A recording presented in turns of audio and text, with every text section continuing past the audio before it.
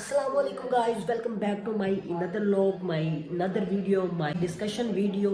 दोस्तों, तो आज ये व्लॉग बन रहा है, एक व्लॉग टाइप वीडियो है जिसमें हम लोग डिस्कशन करेंगे। हमारे एक मोस्ट सीनियर रिस्पेक्टेड नुमान सखानी साहब हैं, हम उनके पास जाएंगे। और वहाँ उनके साथ बातचीत करेंगे, उनके साथ कुछ आंसरिंग करेंगे, कुछ क्वेश्चनिंग करेंगे। ठीक है, तो आज बहुत मज़ा आने वाला है। हम उनका इंटरव्यू एज लेने जा रहे हैं। तो वो माशाल्लाह एज अ स्टूडेंट ही इधर यूनिवर्सिटी ऑफ लाहौर में पढ़ रहे हैं, स्टडी कर रहे हैं। ठीक है, वो हमारे फेलोज हैं, बहुत अच्छे हैं। तो उन्होंने हमें इनवाइट किया हुआ है, हमें भी बहुत ही अपना कीमती टाइम निकाल के दिया। जल्दी जल्दी चलते हैं उनके पास। तो पूरी वीडियो देखना, बहुत मज़ा आएगा। आपको भी काफ़ी चीज़ें मिलेंगी, हमें भी काफ़ी चीज़ें मिलेंगी। तो इस इंटरव्यू में देखते हैं कि क्या बातचीत होती है। तो आप जल्दी से जल्दी हमारे चैनल को लाइक, सब्सक्राइब ये वीडियो को, और उसके साथ आपने बेल आइकन को लाजमी पुट ऑन करना है। उसकी वजह ये आने वाले मेरे जो ब्लॉग होंगे या वीडियो होगी वहाँ उसका नोटिफिकेशन आप तक जल्दी से पहुँच सकेगा। ठीक है, चलते हैं सीधा डायरेक्ट सखानी साहब के पास।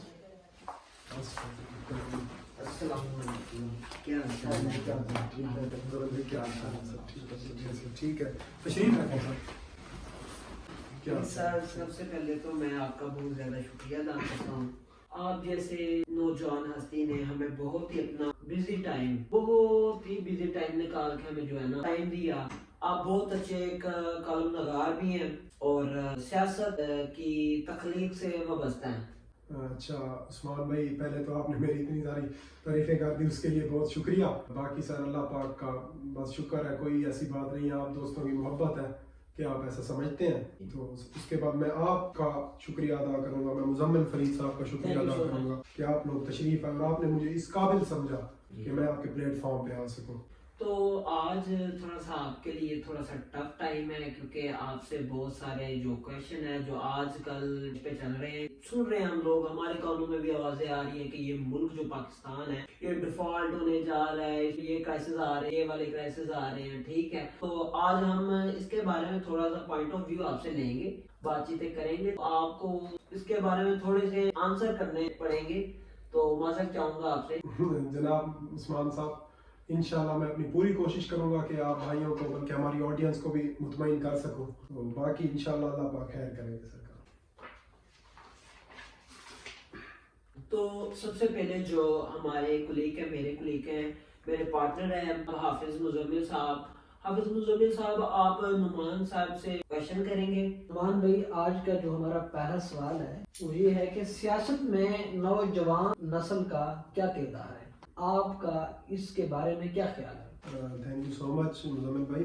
सबसे पहले तो मुजम्मिल भाई मैं ये बात आपको क्लियर करना चाहूँ, पाकिस्तान में ही नहीं दुनिया में जहाँ कहीं भी कोई इनकलाब आया है, जहाँ कहीं भी कोई सियासी तब्दीली आई है, और तब्दीली भी वो कि जो लोगों की नजर में, जो दुनिया की नजर में आई है, तो वो हमेशा नौजवानों की वजह से आई है। अगर पाकिस्तानी सियासत में हम नौजवानों का किरदार देखना चाहें, जितने भी प्राइम मिनिस्टर गुजरे आप उनका रिकॉर्ड निकाल के देख लें, उनमें से अक्सर स्टूडेंट लीडर्स होंगे। जितने भी इस टाइम MNAs MPAs असेंबलियों में बैठे हैं, उनमें से अक्सर बहुत ही कम ऐसे होंगे जो कि या तो रिवायती सियासत की बेस पे आए होंगे या कबायली सियासत की बेस पे आए होंगे, वरना वो अक्सर जो है ना स्टूडेंट पॉलिटिक्स से निकलते हैं और आगे जाके जो है ना अपना नाम पैदा करते हैं। ऐसे बहुत बड़े बड़े नाम हैं जो पाकिस्तान में आप देख लें, इमरान खान साहब है या नवाज शरीफ साहब है या जरदारी साहब है, तो जितने भी बड़े बड़े नाम हैं ये स्टूडेंट पॉलिटिक्स से निकले हैं। तो सबसे पहली बात ये है कि स्टूडेंट्स का बहुत ज्यादा रोल रहा है सियासत में, ना सिर्फ पाकिस्तान बल्कि पूरी दुनिया में बहुत ज्यादा रोल रहा।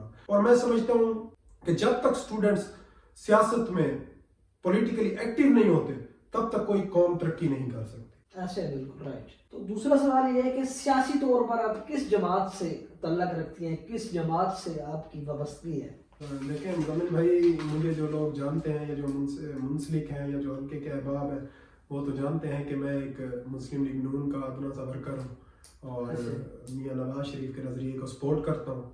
तो उसके बाद ये है कि आजकल जो नौजवान नस्ल है उनका खान साहब के साथ बहुत ज्यादा रुझान है, लेकिन मुस्लिम लीग नून के साथ उनका रुझान क्यों नहीं है? देखिए मुजम्मिल भाई, हर इंसान के अपने नज़रियात हैं, हर इंसान जो है ना एक अपनी सोचने समझने की सलाहियत रखता है, और मैं भरपूर इज्जत करता हूँ हर शख्स के नज़रिए की। तो जहाँ तक बात है, आपकी बात कई हद तक दुरुस्त है, کہ نوجوان طبقہ جو ہے وہ اس وقت عمران خان صاحب کی سپورٹ میں، نہ صرف نوجوان طبقہ بلکہ اگر ہم اس بات کو ڈینائی کریں تو یہ بالکل مناسب نہیں ہے. سیاسی رویہ یہی ہے کہ اپنی جو ہے نا غلطیوں پہ غور کیا جائے، اور میں بحثیت اس چیز کو جو ہے نا قائل ہوں، اس چیز کو میں اقرار کرتا ہوں اس چیز کا کہ نوجوان نسل جو ہے وہ عمران خان صاحب کی سپورٹر ہے. سر بیسک وجہ یہ ہے کہ خان صاحب کا یوتھ کی طرف لیول آف اٹریکشن زیادہ تھا، انہوں نے اس پہ کنسنٹریٹ زیادہ کیا، ان کی سوشل میڈیا بہت زیادہ سٹرونگ تھی، اور اس میں کافی سارے فیکٹرز آ جاتے ہیں جو کئی مناسب بھی ہیں کئی نامناسب بھی ہیں. ہم اپنے سامعین کو بھی کہنا چاہیں گے کہ خان صاحب کی جو سب سے بڑی وجہ ہے نا وہ ہے سوشل میڈیا، اور واقعی خان صاحب سوشل میڈیا پر سٹرانگ ہیں. تو آپ طریقے انصاف کو کیوں نہیں سپورٹ کرتے؟ سر دیکھیں، میں نے آپ کو پہلے بھی عرض کیا کہ ہر شخص کا ایک نظریہ ہوتا ہے. آپ شاید مجھے پیچھے سے مزمل بھائی جانتے ہیں، وہ میرے پیچھے قبائل کو بھی جانتے ہیں، تو ہم بیسیکلی جو سپورٹر تھے شروع سے ہی وہ مسلم لیگ نون کے ساتھ چلے ہیں. ہم نے ہر جو ہے نا خوشی غمی پچھلے 30 سال اکٹھے دیکھی ہے. میرے دادا جان مرحوم بھی جب حیات تھے تب بھی ہم مسلم لیگ نون کے سپورٹر تھے. تو میں سمجھتا ہوں کہ سیاست نہیں، دنیا کا کوئی بھی کام ہے اس میں جو بیسک اس کا جو ستون ہے وہ وفاداری ہے. اگر آپ کسی کے ساتھ وفادار نہیں ہو سکتے، اگر آپ کسی کے ساتھ اچھے وقت میں کھا کے برے وقت میں اس کو گالی دیتے ہیں، تو یہ جو ہے نا انتہائی نامناسب چیز ہے، اور میں نہیں سمجھتا کہ یہ انسان کا کام. اور یہ بھی آپ کی مجھے بات بہت اچھی لگی ہے کہ آپ نے اپنے آباء و اجداد کو دیکھتے ہوئے مسلم لیگ نون کا ابھی تک ساتھ نہیں چھوڑا.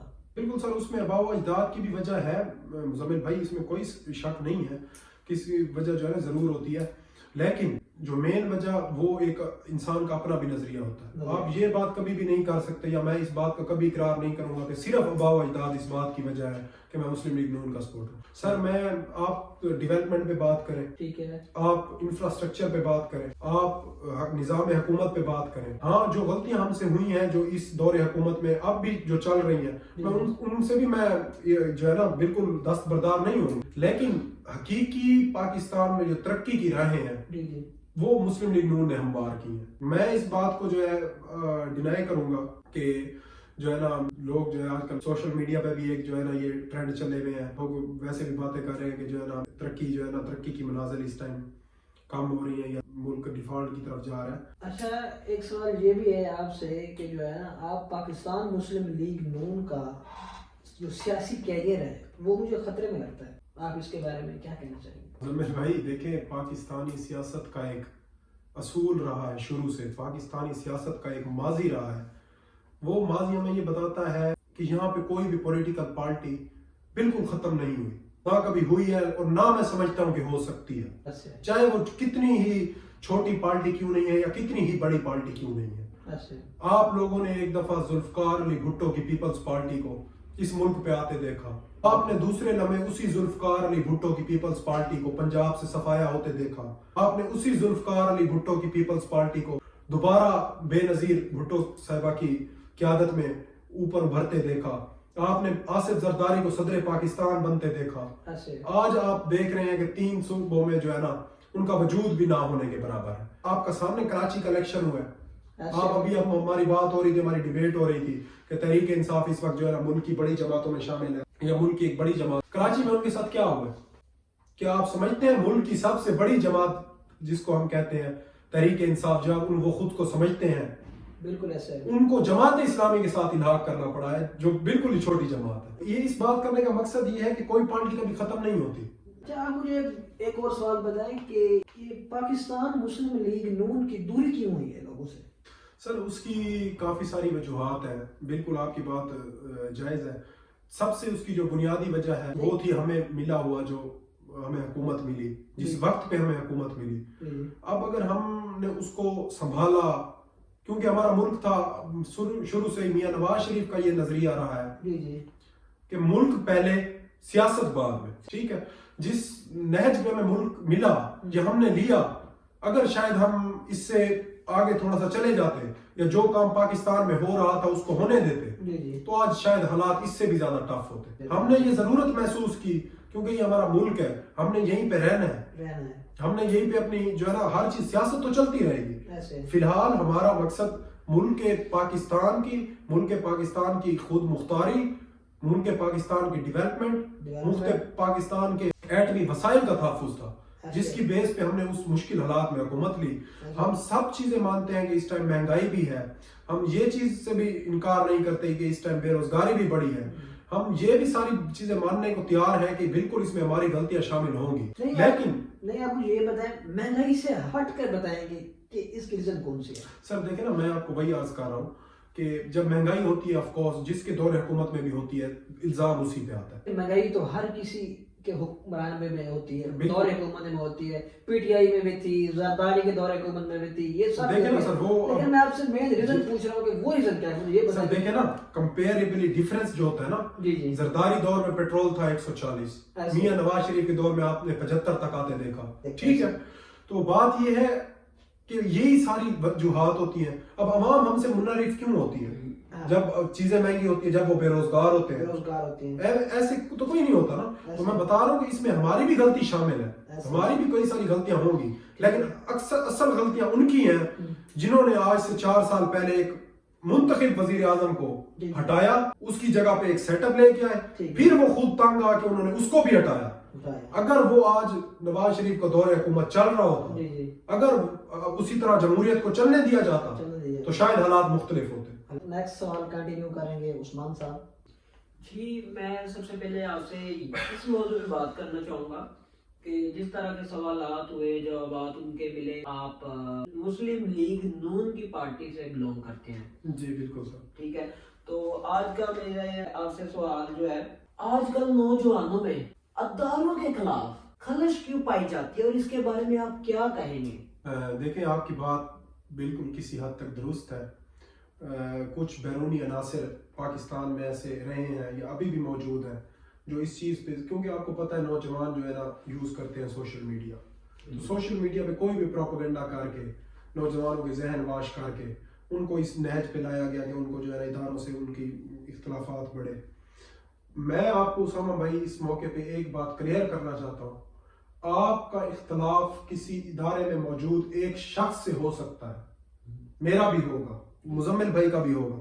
آپ کا اگر اختلاف ادارے سے ہے تو آپ کبھی پاکستانی نہیں خود کو کہہ سکتے. بالکل, اس میں جو ہمارے ادارے ہیں بیسیکلی وہی ہماری پاور ہے, بالکل ہماری بیک بون ہے. بیک بون ہے. اچھا, ہم ان کو کبھی بھی نہیں, ان کے بارے میں کبھی سوچ ہی نہیں سکتے, کیونکہ پاکستان کا بیسیکلی آج اگر وہ ہیں تو ہم ادھر زندہ بیٹھے ہیں. بس اسی طرح کے سیاستدان ہی ہیں جنہوں میں جھگڑے آ رہے ہیں, اس طرح کے مسئلے آ رہے ہیں. پاکستان بہت ہی نیچے جا رہا ہے, کوئی لوگ کہہ رہے ہیں ڈیفالٹ کر جائے گا پاکستان, کوئی لوگ کہہ رہے ہیں اس طرح ہو جائے گا پاکستان میں مہنگائی بہت ہو چکی ہے. اس میں آپ خود ہی دیکھ سکتے ہیں کہ لوگ, نوجوانوں کی نسل میں نوجوانوں نے ہر طرف اب یہ کہا ہوا ہے کہ ہم لوگ بس پی ٹی آئی کو ہی لانے والے ہیں آگے. تو اس کے بارے میں آپ کیا کہیں گے؟ عثمان بھائی معذرت, میں آپ کو اس بات پہ تھوڑا سا کٹ کروں گا. میں آپ کے پہلے سوال کا ایک جواب دے دوں. پاکستانی اداروں سے اختلافات آئے ہیں نوجوانوں کے, پاکستانی افواج سے آئے ہیں, ٹھیک ہے. میں آپ کو ایک بات وثوق سے کہہ سکتا ہوں عثمان بھائی کہ آپ پاکستانی افواج میں, پاکستانی اسٹیبلشمنٹ میں, پاکستانی پولیس میں موجود کسی بھی شخص سے اختلاف رکھ سکتے ہیں, جیسا کہ میں نے آپ کو بتایا. اگر آپ کو فوج کے ادارے سے اختلاف ہے, آپ پاکستانی نہیں ہو سکتے. اگر کوئی شخص کہتا ہے اس کو پاکستانی کسی بھی ادارے سے اختلاف ہے, وہ پاکستانی نہیں ہو سکتا. عثمان بھائی, اگر یہ بات میں آپ کو کلیئر کہہ رہا ہوں, آپ بے شک عملی طور پہ اس کو آزما لیں. فلسطین میں موجود ایک بچہ جب اسرائیلی فوج پہ پتھر پھینکتا ہے نا سر, ایک 10 سال کا بچہ فلسطینی جو اسرائیلی فوج پہ پتھر پھینکتا ہے, اس کے ذہن میں یہ چیز ہوتی ہے کہ یہ میں پتھر نہیں پھینک رہا, یہ میں اپنے بھائی پاکستان کے پاس پڑا ہوا ایٹم بم پھینک رہا ہوں. وہ کس کی اتھارٹی ہے؟ وہ پاکستانی افواج کی, اس پہ جو ہے نا اعتبار ہوتا ہے, اس کا بھروسہ ہوتا ہے پاکستانی افواج پہ کہ میرے بھائی کے پاس ایٹم بم پڑا ہے. جب کوئی بھی ملک بنگلہ دیش کی طرف میلی آنکھ سے دیکھتا ہے, جب کوئی بھی خانہ کعبہ کی طرف میلی آنکھ سے خدا نخواستہ دیکھتا ہے, جب کوئی بھی کسی بھی مسلمان ممالک پہ, کسی بھی مظلوم مسلم ممالک یا غیر مسلم ممالک پہ میلی آنکھ سے دیکھتا ہے, تو جو مظلومین ہیں ہم اس پہ اللہ کا شکر بھی کرتے ہیں کہ وہ اس ٹائم ہمیں یاد کرتے ہیں, اور ان کو حقیقی جو ایک بھروسہ ہوتا ہے, جو ان کا ایمان ہوتا ہے, وہ اپنے بھائی پاکستان پہ پڑے ایٹم بم اور خدا کی ذات پہ ہوتا ہے. رائٹ, بالکل آپ نے یہ بہت ہی ایگزیکٹلی بہت اچھا آنسر کیا. نمان بھائی میں آپ سے ایک اور کویشچن کرنا چاہتا ہوں. اس میں آج کل نوجوان نسل ہے نا وہ تو ساتھ دے رہی ہے پی ٹی آئی کا زیادہ تر. ٹھیک ہے, ہم کافی لوگ دیکھتے ہیں, لوگوں کومنٹس پڑھتے ہیں نیچے پی ٹی آئی آئی لو عمران خان. میں آپ سے پوچھنا چاہوں گا کہ آنے والی حکومت کس کی ہے؟ یہ تو آپ کے لیے بہت ٹف کمپٹیشن ہو گیا نون لیگ کے لیے. سر میں آپ کی بات سے بالکل ڈینائی نہیں کروں گا. میں نے آپ کو پہلے بھی اقرار کیا کہ ہم سے ضرور غلطیاں ہوئی ہیں, انشاءاللہ ہم ان پہ ورک بھی کر رہے ہیں. تو مزید جو ہے نا آف کورس حکومت اسی کی ہوگی جس کا ساتھ عوام دے گی, اور الیکشن سے قبل کوئی بھی بات کرنا, کسی کو بھی کہنا کہ اس کی حکومت ہوگی. آپ دیکھیں نا, آپ کچھ دن پہلے آپ کہہ رہے ہیں کہ آج کل نوجوان پی ٹی آئی کو لائک کر رہے ہیں, بالکل کر رہے ہیں. آپ نے کراچی کا الیکشن نہیں دیکھا؟ جی جی بالکل. آپ کے سامنے کراچی میں الیکشن ہوا, جی آپ کے سامنے پیپلز پارٹی جیتی, آپ کے سامنے زرداری صاحب کا وہ کال سچ ہوا کہ آپ پی ٹی آئی کو پارٹی سمجھتے ہوں گے, ہم نہیں سمجھتے. انہوں نے اپنے اس میں ان کو چت کر کے رکھا, تب بھی تو یہ پاکستان کی سب سے بڑی پارٹی خود کو کہلاتے تھے. تو اسی طرح جب تک الیکشن نہیں ہوتا عثمان بھائی, تب تک ہم کوئی بات بھی نہیں کر سکتے. انشاءاللہ ہم اپنی, آپ نے دیکھا ہے پچھلے دنوں میں وزیر اعظم صاحب جنیوا تشریف لے کے گئے ہیں, وہاں سے ان کو خطیر ایک رقم جو ہے نا موصول ہوئی ہے مسلم و غیر مسلم ممالک کی طرف سے. انشاءاللہ جب وہ رقم آتی ہے اس پہ جو ہے نا انفراسٹرکچر پہ ورک ہوگا, مہنگائی کی روک تھام پہ ورک ہوگا, بے روزگاری سے پہ ورک ہوگا, تو حالات چینج ہوں گے. انشاءاللہ حکومت جو ہے نا دوبارہ مسلم لیگ نون اپنی پوزیشن پہ واپس آئے گی. انشاءاللہ ہم جو ہے نا عوام کو ریلیف دیں گے. دیکھیں آپ نے 3.5 سال کسی کو آزمایا ہے, ہمارے منتخب وزیر اعظم کو ہٹا کے ایک نیا شخص کو لا کے بٹھایا گیا جس کے پاس 3.5 سال بعد بھی دکھانے کو ایک ٹانگ ہے. ٹھیک ہے, ہمارے پاس الحمدللہ وہ کام ہے کہ جن کی بیس پہ آج ہم آپ کے سامنے بیٹھے ہیں, ہم آپ کو فیس کر رہے ہیں. ان کے پاس وہ تو اندر چھپ کے بیٹھ گئے ہیں نا, ایک بڑے نام نہاد لیڈر اپنی ٹانگ دکھا رہے ہیں 3.5 سال میں. جو 10 سال انہوں نے خیبر پختونخوا میں حکومت کی ہے, جو 4 سال پنجاب میں کی ہے, وہ کہاں گئے؟ ہم بھی دیکھ رہے ہیں کہ نوجوانوں کی نسل میں بہت زیادہ کراؤڈ ہے, بہت زیادہ ایسے لگ رہے ہیں جیسے کہ پی ٹی آئی کا طوفان آنے والا ہے. تو یہ تو الیکشنوں کے بعد ہی پتہ چلے گا. میں آپ سے ایک بیسک سا چھوٹا سا سوال پوچھتا ہوں, آپ اس نون لیگ جو ہے پارٹی, اس سے تعلقات رکھتے ہیں, ٹھیک ہے, آپ بتائیں کہ اب یہ الیکشن کب ہو رہے ہیں؟ سر دیکھیں, میرے خیال میں جو میں نے آپ کو پہلے بھی ابھی عرض کی, 3.5 سال آپ نے ان کو آزمایا, آپ نے دیکھا کیسے انہوں نے ملک کو برباد کیا, ہماری تقریباً 15 سال کی محنت کو انہوں نے کیسے خوار کیا. تو اب ہم یقیناً یہ چاہیں گے کہ ہمیں اس کو جو ہے نا ریکور کرنے کا موقع ضرور دیا جائے. ہمیں جو ہے نا جو جنیوا کانفرنس بھی ہوئی ہے, مزید بھی ہماری فائنینشیل ڈیولپمنٹ ہو رہی ہے, آئی ایم ایف سے بھی بات ہو رہی ہے, کم از کم ہمیں اتنا ٹائم دیا جائے.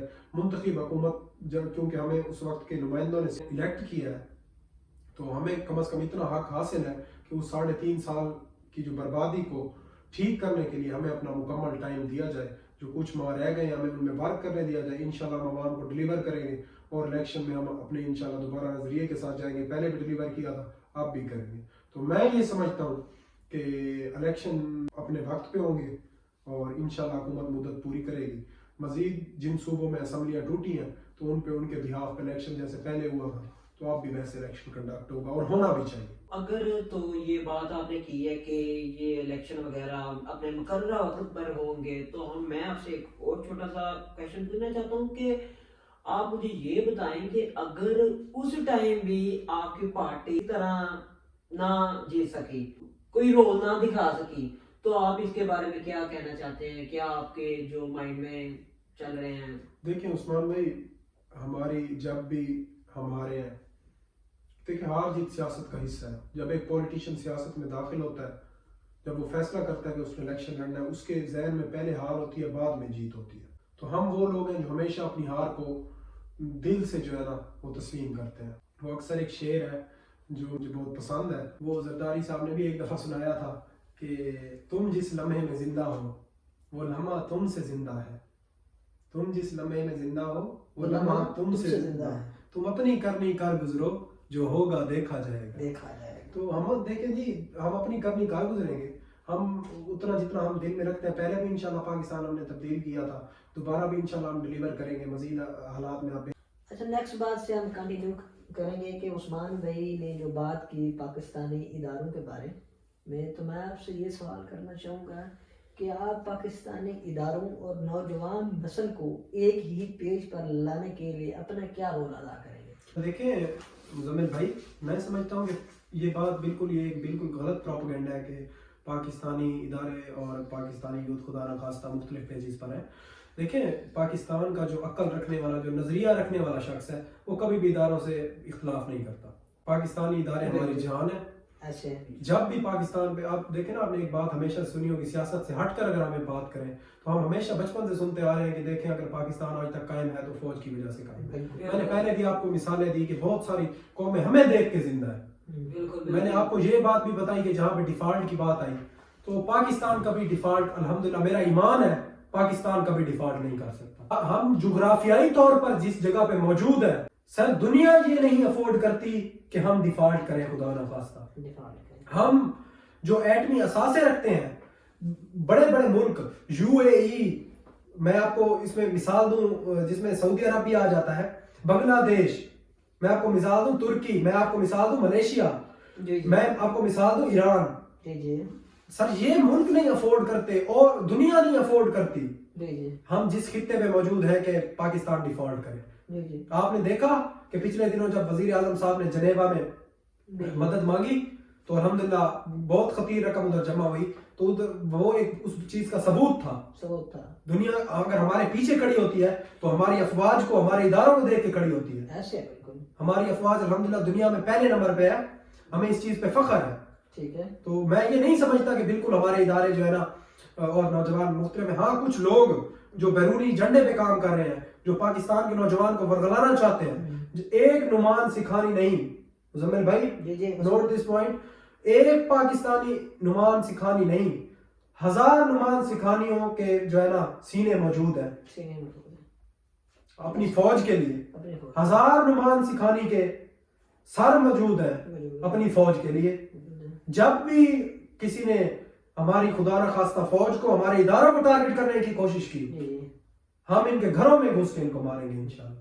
ہم نے یہ کر کے دکھایا الحمدللہ, ہم دوبارہ کر کے دکھانا جانتے ہیں.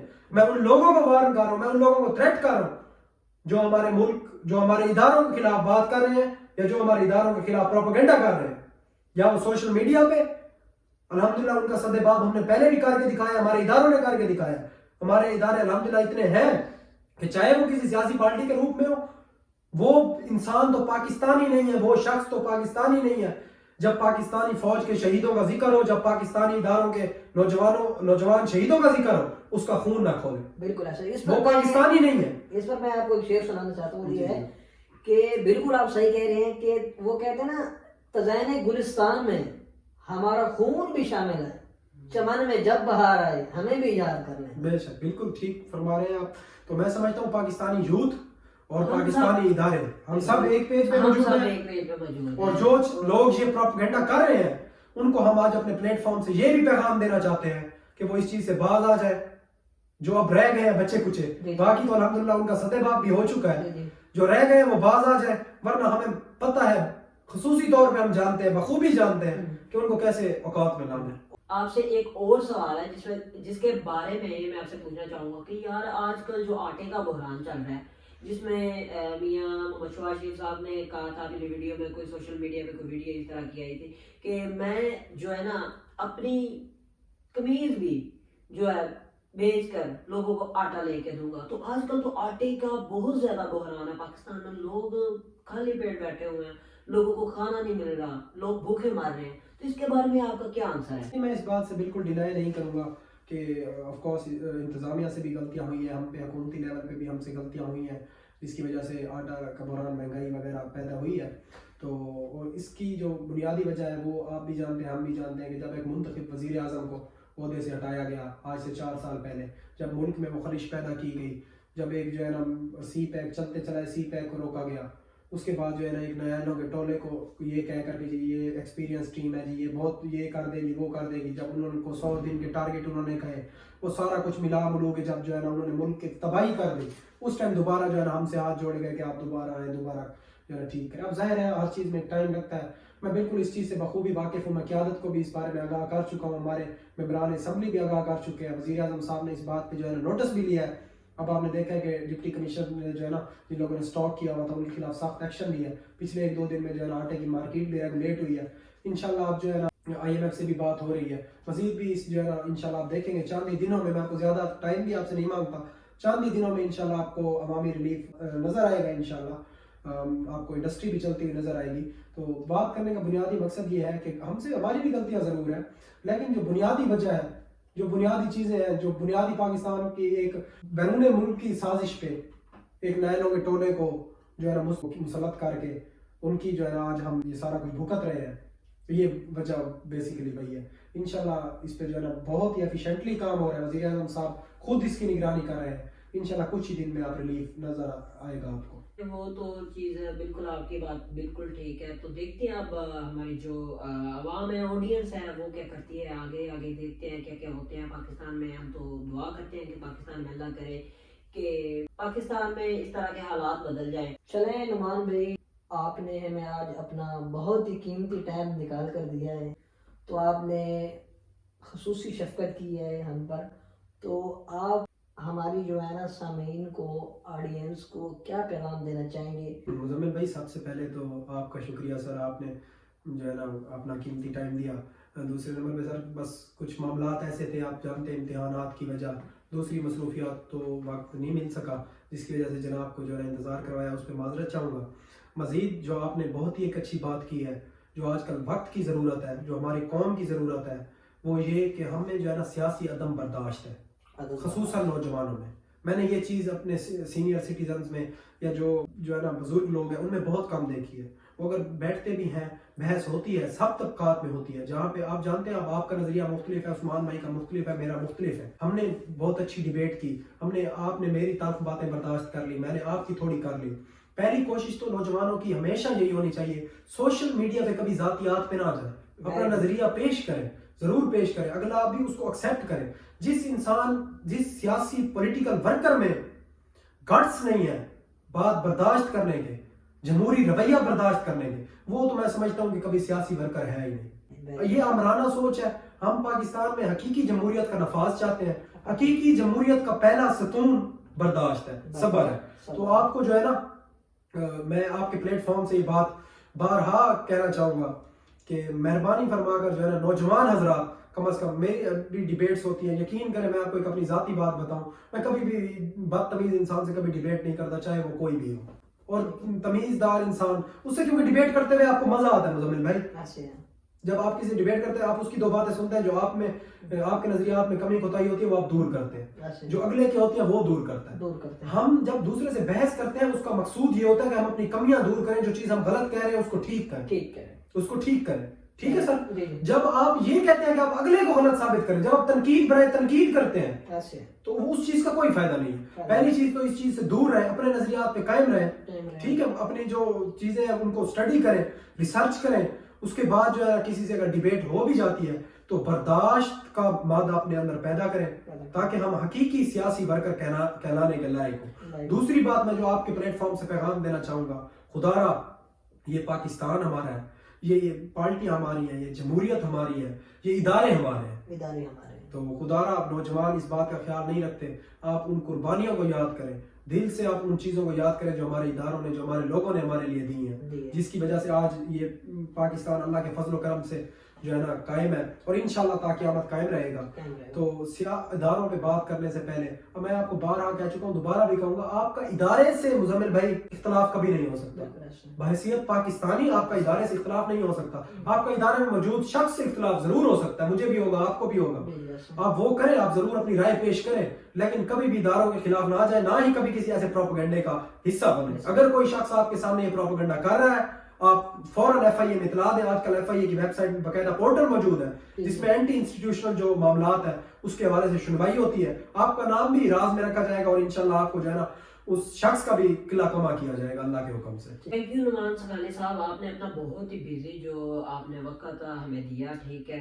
تو ہم سب بھی پاکستانی، ہم سب بھی اپنی آڈینس کو یہی بتانا چاہیں گے، یہی کہنا چاہیں گے کہ جو ہمارے ادارے ہیں ان کا اس میں بہت ہی، کیونکہ ہمارے 75 ایئر لگ گئے ہیں ہم پاکستان کو اس سٹیج پہ لائے، ٹھیک ہے؟ ہماری بہت ہی قربانی ہے جس میں ہمارے بہت ہی افواج کے نوجوان شہید ہوئے ہیں، تو ہم لوگ ان کو سلوٹ پیش کرتے ہیں کہ انہوں نے اتنی بڑی قربانیاں دی، تب جا کے ہمارا آج پاکستان اس مقام پہ ہے۔ تو اللہ کا شکر کرتے ہیں کہ اپنے ملک میں تو بیٹھے ہیں، ٹھیک ہے؟ کسی کے ملک میں تو نہیں بیٹھے، تو اسی طرح ہم نعمان سراری صاحب کا شکریہ ادا کرتے ہیں. اچھا جس طرح نعمان بھائی ایک بات کر رہے تھے کہ آپ جو ہے نا کہ ایک پاکستانی ہونے کا ثبوت دیں, آپ کسی کی عزت نفس پر بات نہ کریں. ایگزیکٹلی. ٹھیک ہے, جس طرح میں آپ کو بتاؤں کہ ہمارا اسلام کہتا ہے کہ آپ کسی کی دل آزاری نہ کریں. ٹھیک ہے, اگر آپ کسی کی دل آزاری کرتے ہیں تو وہ آپ کو پتہ ہے کہ ہمارے اسلام میں وہ کس طرح گناہ ہے, وہ کیسا گناہ ہے. ٹھیک ہے, تو آپ پارٹی سے بلا تفریق ہو کر آپ ایک پاکستانی ہونے کا ثبوت دیں. جو سوشل میڈیا پر آپ ایک دوسرے کو باتیں کرتے ہیں, ہم اپنے ذاتیات پر بات نہ کریں. بالکل. تو چلیں اب ہم چاہتے ہیں آپ سے اجازت. مزمل بھائی بہت شکریہ, آپ تشریف لائے, ایک دفعہ دوبارہ آپ کا میں شکر گزار ہوں. Thank you so much, thank you so much. تو ہم لوگ اپنی آڈینس کو یہی بتانا چاہتے ہیں کہ آپ جتنے بھی لوگ ہیں, ٹھیک ہے, سب آپ کی رائے ہے, سب کچھ آپ کی رائے ہے. اب آپ دیکھتے ہیں کیسا ریویو دیتے ہیں اس پاکستان کو, کون سے سیاستدان کو. ٹھیک ہے, تو یہ تو باتیں اب چلتی رہیں گی انشاءاللہ تعالیٰ. اسی طرح ہم لوگ آپ سے ملتے ہیں اپنی نیکسٹ ویڈیو کے ساتھ. اوکے, اللہ حافظ.